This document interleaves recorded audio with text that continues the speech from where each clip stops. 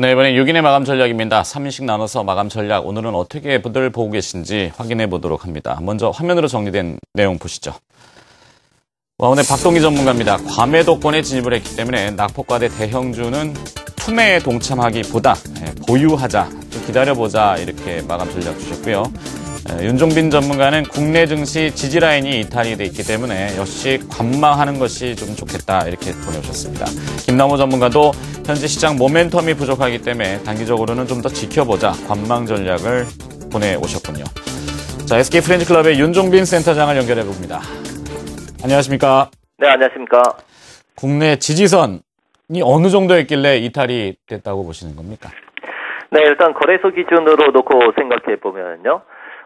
그동안에 지수 1890포인트가 상당히 강한 그 지지라인 구시를 해줬습니다.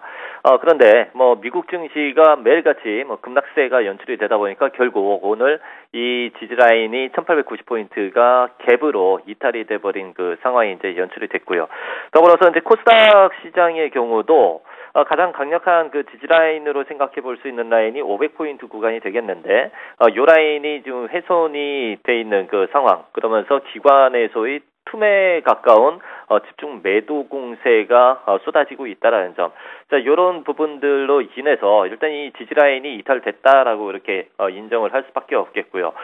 이런 상황이기 때문에 시장에서 또 손절 물량들도 꽤 많이 좀 출회가 되고 있는 그 상황이다라고 볼 수가 있습니다. 그만큼 수급이 악화되고 있는 그 상황이 있기 때문에 어떤 좀 이 낙폭 과대로 인한 단기 반등을 노린 매수를 취하는 그런 입장을 견지하기는 좀 수급상으로 너무 약하다라고 이렇게 보셔야 되겠고요. 때문에 좀 관망의 전략을 견지를 해주실 필요가 있겠는데, 지금 오늘 아시아 증시들의 그 흐름을 보면요.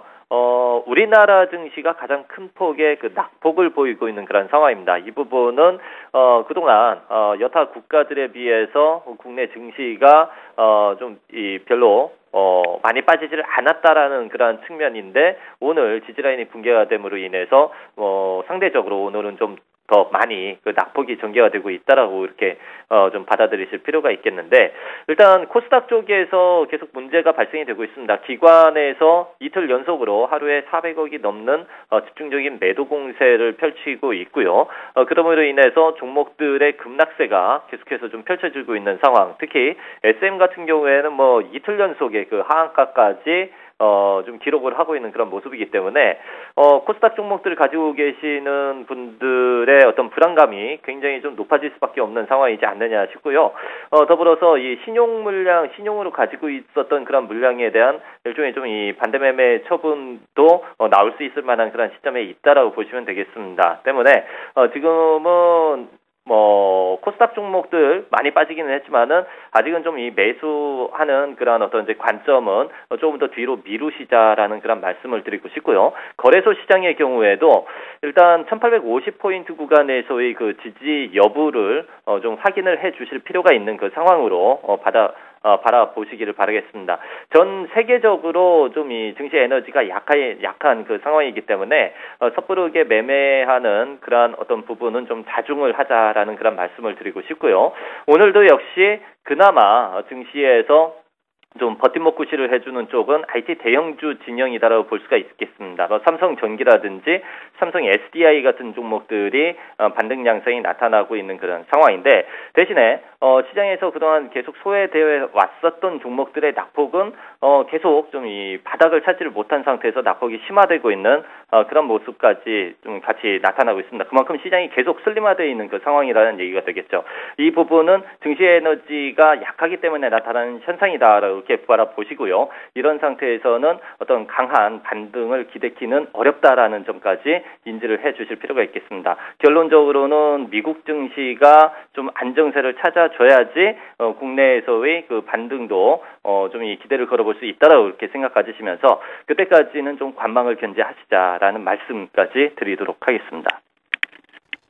네, 윤종빈 센터장님. 네. 네네, 아직 안 끊으셨죠? 종목을 그동안 그 코스맥스를 많이 이야기하시지 않았습니까? 오늘 예, 코스맥스가 조회 공시를 받은 것 같습니다. 네. 그 미국의 로레알 공장 인수를 위해서 유상증자 조회 공시인데 결과가 좀 나온 모양인데 어떻게 보았습니까? 일단 유증은 하지 않는 쪽으로 그렇게 좀 이 회사 측에서 얘기를 했고요. 그로 인해서 뭐 장중에 거의 하한가 부근까지도 급락이 나왔었던 종목이 현재는 이 반등 양상이 연출이 되고 있습니다. 일단 뭐 시장에서 가장 우려했었던 부분이 좀 해소가 돼 있는 그런 상황이다라는 점 때문에 좀 다소 안도를 하는 그 측면이 강하다고 볼 수는 있겠지만요. 현재 상황에서는 추세가 많이 훼손돼 있는 그 상황에 있습니다. 때문에 이 코스맥스의 경우는 다시 뭐 이제 상승 추세로 돌아서면서 강한 상승세 나타날 것이다라고 이렇게 기대 거시지 마시고, 만약에 관심 있는 투자자분이시라면은 이 45,000원 구간 아래로는 쉽게 빠지지는 않을 겁니다. 때문에 45,000원 부근에서는 뭐 이제 단기적인 차원에서 접근이 가능하되 주가의 상승세가 연출될 때는 대략 5만 원 구간에서는 한번 자르는 식으로 그렇게 단기적인 그런 관점으로 이제는 코스맥스에 대해서는 좀 대처를 해주실 필요가 있겠습니다. 네, 잘 알겠습니다. SK프렌치클럽의 윤종빈 센터장 마감 전략과 그다음에 코스맥스에 대한 이야기도 들어봤습니다. 고맙습니다. 감사합니다. 예, 나머지 3위의 또 마감 전략이 있는데요. 화면으로 정리되어 있습니다. 확인해 보시죠. 네, 김춘석 전문가입니다. 매수 주체가 부재한 상황, 수급이 좀 엉켜있다 이런 얘기죠. 네, 관망이 좀 필요해 보인다라고 주셨습니다. 이현상 전문가는 미국의 소비 시즌을 주목해서 수혜주를 찾아보자. 그래서 IT 대표주에 대한 오늘처럼 낙폭이 클 때 관심을 둘 필요가 있다. 이렇게 마감 전략을 보내오셨군요. 김우신 전문가는 박스권 장세가 계속 이어지고 있다. 박스 범위가 조금 내려오는 것 같긴 합니다만 아직도 박스권이라고 보는 것 같죠. 모멘텀은 좀 부재하다. 박스권 하단 쪽으로 좀 진행을 하고 있다. 이렇게 판단을 내려서 마감 전략을 보내오셨습니다. SK증권 영업부의 김춘석 부장을 연결해보죠. 안녕하십니까? 김춘석 부장님. 네, 안녕하십니까? 네, 안녕하십니까? 자, 오늘도 마감 잘 해봐야 될 것 같은데요. 시장이 좀 무겁긴 합니다. 마감 전략 어떻게 잡고 계십니까?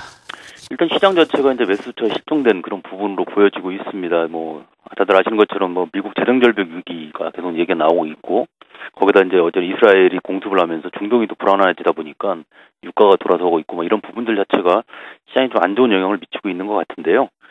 중요한 부분은 오바마 대통령이 재계 CEO와의 만남을 통해서 부자 증대에 대해서 협조를 해달라는 어떤 그런 메시지를 전달하면서 재정절벽 해소를 위한 첫 발을 뗀 걸로 봅니다. 12월 말까지 협상은 좀 지속되겠지만 타결은 쉽지 않겠지만 긍정적으로 해결되지 않을까라고 그렇게 생각을 해보고 있고요.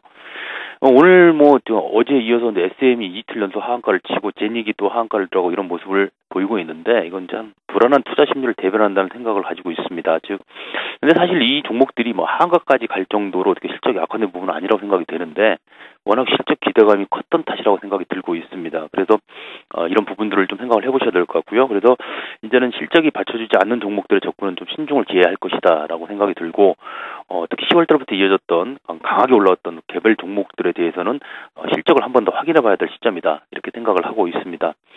하지만 지금 보게 되면 아침보다는 돌아서고 있는 그 지수가 좀 돌아서는 모습을 보여주고 있는데 시장이 심리적으로 또 많이 빠진다는 생각이 들다 보니까 하락에 따른 저가 매수 욕구가 분출하고 있다라고 생각을 합니다. 그래서 다음 달 20일 날이 EU 유로존의 그 긴급 회담 아니겠습니까? 거기서 그리스에 대한 어떤 그 해결책이 좀 도출이 된다고 본다면 다음 주 중후반부터는 외국인들의 매수도 기대할 수 있다는 생각이 듭니다. 그래서 블랙 프라이데이를 전후한 그 연말을 겨냥해서 SK 하이닉스 같은 반도체 관련주라든가 그다음에 세코닉스 같은 그 휴대폰 관련 부품주들, 그다음에 실리콘웍스 같은 디스플레이 부품주들 쪽으로는 오히려 저가 매수를 노려볼 만하다. 즉 하락할 때 주식을 사서 모으는 것도 필요하다. 그렇게 생각을 하고 있습니다.